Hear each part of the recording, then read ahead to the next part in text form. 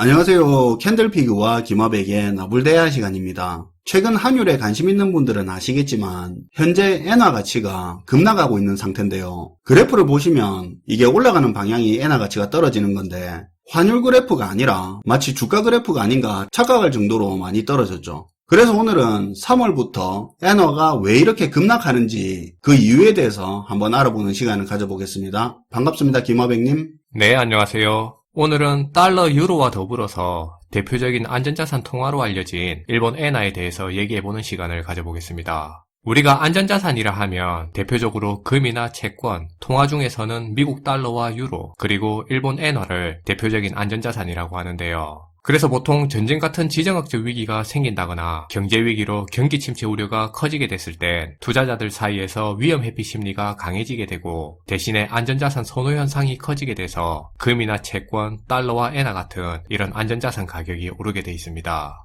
근데 화면의 자료를 보시면 이상한 흐름이 나타나고 있는데요. 대표적인 안전자산 통화로 알려진 일본 엔화가 최근 러시아 우크라이나 전쟁이라는 지정학적 위기가 발생했는데도 불구하고 전쟁 이후 지난 3월부터 엔화 가치가 급격하게 폭락하는 흐름이 이어지고 있습니다. 2015년 이후 거의 최저치로 떨어지고 있는 모습이에요. 어떻게 보면 지금 상황이 엔화 가치가 올라가야 되는 거 아닌가 그런 생각도 드는데 왜 이렇게 엔화 가치가 떨어지는 겁니까? 네. 일본에서 지난 3월 18일에 금융정책 회의가 있었는데 여기서 일본 중앙은행인 BOJ에서 세계적으로 금리 인상과 긴축을 하는 분위기하고는 다르게 슈퍼 금융완화 정책을 펼치기로 발표했는데요. 이게 최근 엔화 가치 하락의 가장 큰 이유로 지금 알려지고 있습니다. 발표 내용을 보면 아시다시피 기존의 일본은 기준금리가 마이너스 금리였는데요. 이걸 기존대로 계속 마이너스 금리로 유지하기로 한 거죠. 기준금리를 앞으로 안 올리겠다 이 말이네요. 네, 세계적인 추세랑 반대로 가겠다는 겁니다. 지금 우리나라도 그렇지만 미국, 유럽 할 것 없이 인플레이션 문제로 최근 보면 올해 미국이 기준금리를 0.5%씩 4번 올릴 수 있다는 그런 전망이 나올 정도로 통화긴축 기조가 강하게 유지되고 있는 분위기인데 근데 일본 같은 경우는 마이너스 기준금리를 계속 유지하겠다고 한 겁니다. 그리고 추가적으로 시장금리로 대표되는 장기국채금리도 앞으로 0%를 계속 유지할 수 있도록 중앙은행이 10년물 장기국채를 계속 매입하겠다고 발표한 거예요.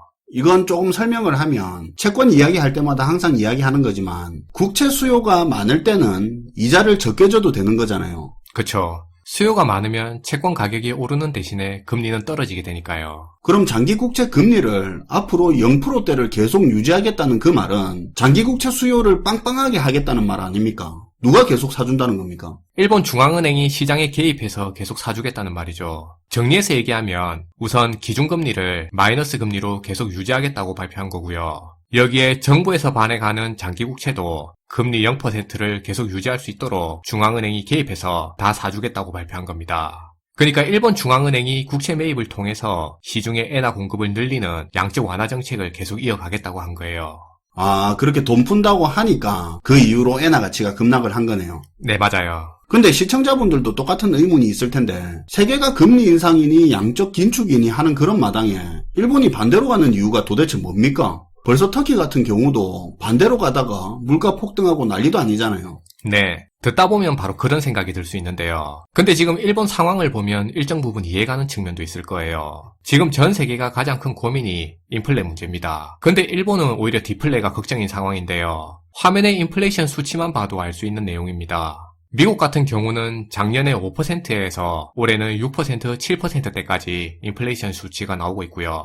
올해 우리나라 같은 경우도 3, 4%대에서 놀고 있는데요. 근데 일본 같은 경우는 0.5, 0.9%로 0%대에서 지금 인플레이션이 나오고 있습니다. 코로나 이후로 일본이라고 돈을 안 푼 게 아니고요. 일본이라서 오히려 돈을 더 풀었으면 더 풀었지. 이렇게 돈을 풀었는데도 불구하고 물가가 안 올라서 지금 일본 경제가 골치 아픈 거죠. 그러다 보니 지금 일본 중앙은행에서도 물가가 2%대에 안정적으로 도달할 때까지는 지금의 이런 통화 완화 정책을 계속 유지하겠다고 밝히고 있는 거고요. 지금 물가 문제 심각한데 물가 안 오르면 좋은 거 아닙니까? 아니 이게 우리 입장에서야 지금 물가가 심하게 오르는 게 문제니까 물가가 안 오르면 좋은 것처럼 그렇게 느껴질 수도 있는데 다르게 얘기하면 지금 일본 물가가 이렇게 낮게 유지되고 있다는 의미는 그만큼 최근 일본 경제가 심각한 경기 침체 상황에 접어들고 있다는 의미도 되고요. 이게 일본 정부 입장에서 큰 부담으로 작용하고 있는 거죠. 근데 일본이야 침체가 일상 아닙니까? 그쵸. 일본 경제야 잃어버린 30년이라 할 만큼 침체가 일상인 나라다 보니까 일본만큼 경기 침체 전문가도 없을 겁니다. 근데 그런 일본이 지금 경기 침체를 걱정하고 있다는 거죠.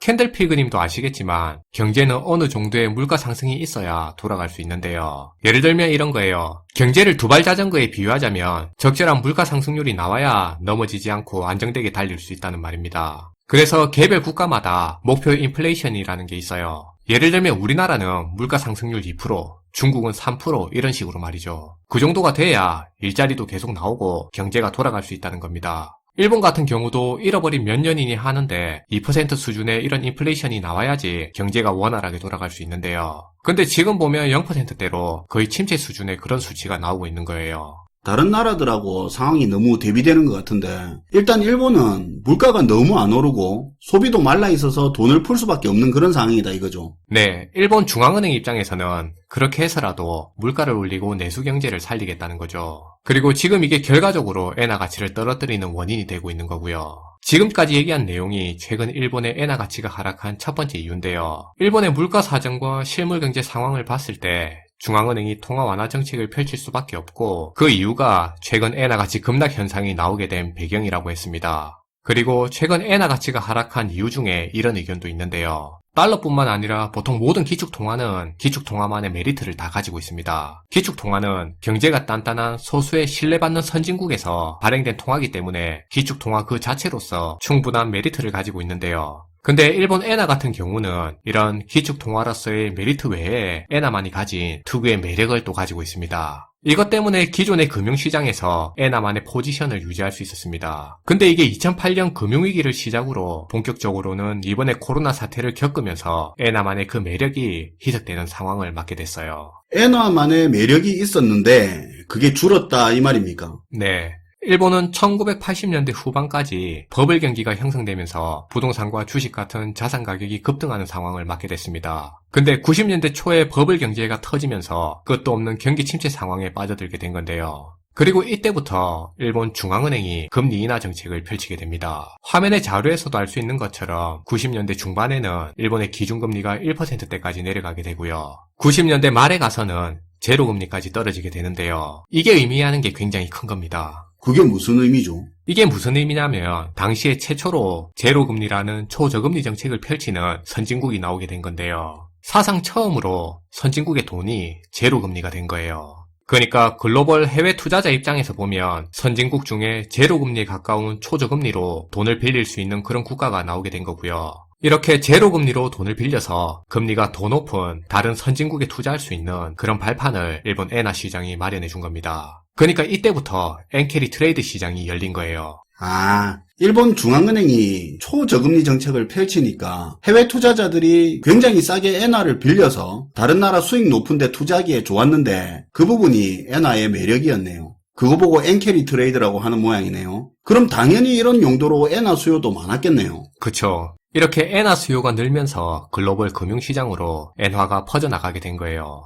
근데 이게 2008년 금융위기를 시작으로 그리고 이번에 코로나 사태를 겪으면서 미국도 유럽도 제로금리를 다 선택하게 되니까 자금시장에서 엔화가 가진 그 고유의 매력이 사라지게 된 겁니다. 무슨 말인지 알겠네요. 2008년 금융위기 이후로는 세계적으로 저금리 흐름으로 가다 보니까 기존 엔화의 매력이 줄어든 거고 거기다가 코로나 때부터는 진짜 달러고 뭐고 제로금리가 되니까 자금시장에서 엔화의 매력도가 더 떨어지게 된 거고요. 네. 그러다 보니 최근 엔화 가치의 하락을 두고 금융시장에서 엔화가 차지하고 있는 특유의 포지션이 사라지고 있다는 의견이 나오고 있는 거예요. 엔화는 지금까지 이자 적은 돈이라는 매력이 있었는데 딴 나라 돈이 금리가 올라가는 이 시점에 금융시장에서 엔화 포지션을 다시 찾아가겠다는 그런 의미도 있겠네요. 네. 일본 중앙은행이 기존의 엔화 포지션을 되찾겠다는 취지에서 지금 이런 통화 완화 정책을 펼친다는 그런 의견도 나오고 있어요. 마지막으로 앞에서도 얘기한 것처럼 지금 일본 같은 경우는 금리를 올리고 돈줄을 쬐이는 다른 국가들과는 달리 오히려 지금 이런 전 세계 인플레이션 상황에서 돈을 푸는 경기 부양책을 발표하다 보니까 좀 극단적으로 보는 입장에서 이런 일본의 경제정책을 두고 일본이 터키처럼 그렇게 되는 거 아니냐고 우려하는 의견도 있고 잘못된 통화정책이 될 것 같다는 그런 의견도 많은데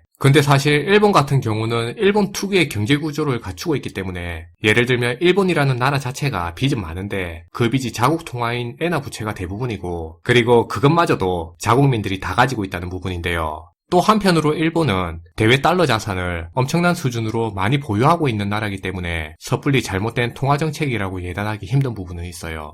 아무래도 일본 경제만의 특수성이 있으니까 그 부분은 또 감안을 해야 되겠죠. 개인적으로는 일본의 양적 완화 효과를 어떻게 생각하십니까? 시기적으로 지금은 판단하기 이른 감이 있고요. 다만 조심스럽게 예상해보자면 개인적으로는 지난 30년 동안에 그래왔던 것처럼 돈을 푼다고 해서 더 나아질 것도 없고 그냥 지금처럼 똑같을 것 같다는 생각이고요. 우리가 지난 일본 경제를 돌이켜보면 일본 경제는 침체에서 침체를 벗어나는 듯 했다가 다시 침체로 빠지고 이게 계속 반복됐던 경제인데 이번에도 이런 패턴이 반복되는 그런 일본 특유의 경제가 계속 될 것 같다는 생각입니다. 저도 사실 지난 30년 동안 그래왔던 것처럼 부채는 부채대로 계속 늘면서 침체는 해결되지 않고 그렇다고 부채 문제는 터지지 않는 그런 형태로 계속 가지 않을까 하는 생각도 드네요. 오늘도 잘 들었습니다, 김어백님. 네, 감사합니다. 오늘은 최근 엔화 가치 급락 배경에 대해서 이야기를 해봤는데요. 현재 일본은 세계의 주된 경제 문제와는 다른 문제를 겪고 있다는 그런 부분과 국제 금융시장에서 엔화는 이런 특징이 있었구나 정도 이해하는 시간이 되면 좋을 것 같습니다. 시청해주셔서 감사하고요. 지금까지 나불대화 시간이었습니다.